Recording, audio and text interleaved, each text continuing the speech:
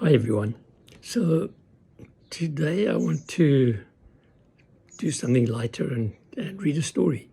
When I was editor of the South African Journal of Natural Medicine, I was the founder and editor. That's many, many years ago.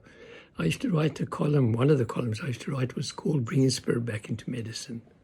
And it was really stories that I had from dealing with patients. And this is one of the stories.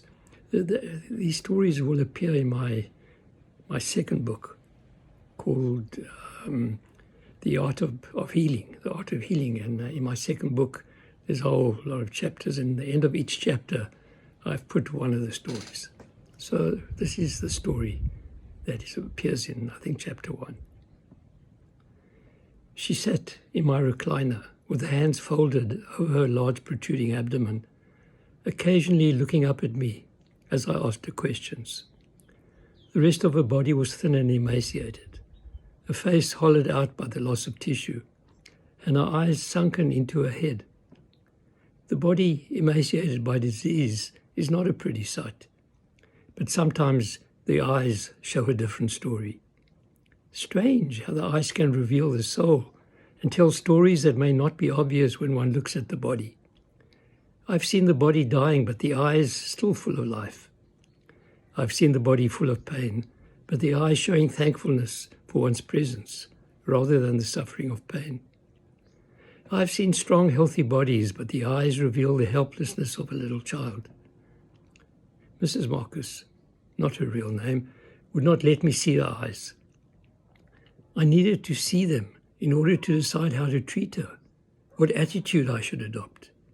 She was now having a series of chemotherapy treatments for the recurrence of intestinal cancer, and I was watching her get increasingly weaker with each treatment.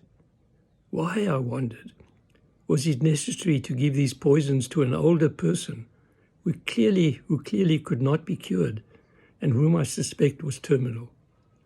She had no muscles left. She was skin and bone, and I wondered whether anyone had asked her if she genuinely wanted to live any longer and go through more treatment which made her feel terribly ill. Please speak to me, Mrs. Marcus, and tell me your truth. Don't keep walking past me and hiding your eyes so that I can't tell who you are and what you want. I want to know if there's any passion left in your life, if you want to watch the birds flying past. I want to know if your heart beats fast when you see a beautiful sunset, and if you can still dream great dreams.